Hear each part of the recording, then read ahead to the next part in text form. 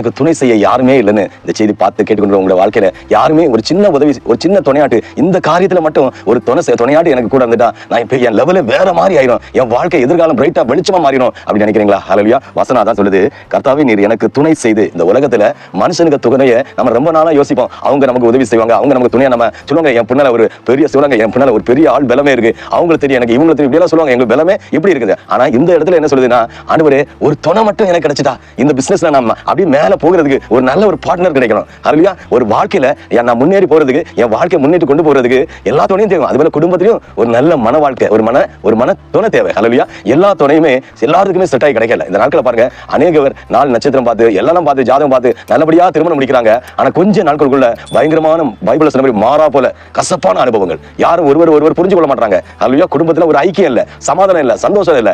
என்ன செய்யறது? அடுத்த ஸ்டெப் நம்ம வாழ்க்கையில முன்னால போறதுக்கு இதே தடையா இருக்குது. ஹல்லேலூயா. அதனால நமக்கு ஒரு துணையா இருக்கிறதுக்கு எல்லா காரியத்திலையும், வாழ்க்கையில, குடும்ப வாழ்க்கையில, வேலையில, ஊழியக்காரங்கள எல்லா காரியத்திலையும் ஆண்டவர் தான் நமக்கு ஒரு துணையா இருக்க முடியும். நீங்க ஆண்டவர் சமூகத்துல ஏசப்பா எங்களுக்கு நீங்க உதவி செய்யுங்க, நாங்க மனுஷன் நோக்கி பார்க்கல, உங்களை நோக்கி பார்க்கிறோம், நீர் மனுஷன் கண்கள் அதிகார கண்களை தயவு உதவி செய்யுங்க. நீங்க ஜெபிக்கும் போது உங்க வாழ்க்கையில எல்லா பிரச்சனைகளும் மாறி போகும். ஆண்டவரே உங்களுக்கு துணையா இருக்கிறாரு. அந்த வசனத்தை கடைசியில போட்டு பாருங்க, பகைஞர்கள் கண்டு வெட்கப்படும்படிக்கு எனக்கு அனுகூலமாக ஒரு அடையாளத்தை காண்பித்தரும். ஆண்டவரே எனக்கு ஒரு அடையாளத்தை தாருங்க, நீர் என்ன ஆசீர்வதிப்பீங்கன்னா நீர் எங்களோடு பேசுங்க ஏசப்பா. நீங்க ஜெபிச்சு பாருங்க, இந்த சந்தோஷத்தோட சமாதானமா தான் ஆண்டவர் உங்களுக்கு துணை நின்று உங்க எல்லா காரியத்தையும் வாய்க்கு செய்கிற ஆண்டவரா இருக்கிறார்.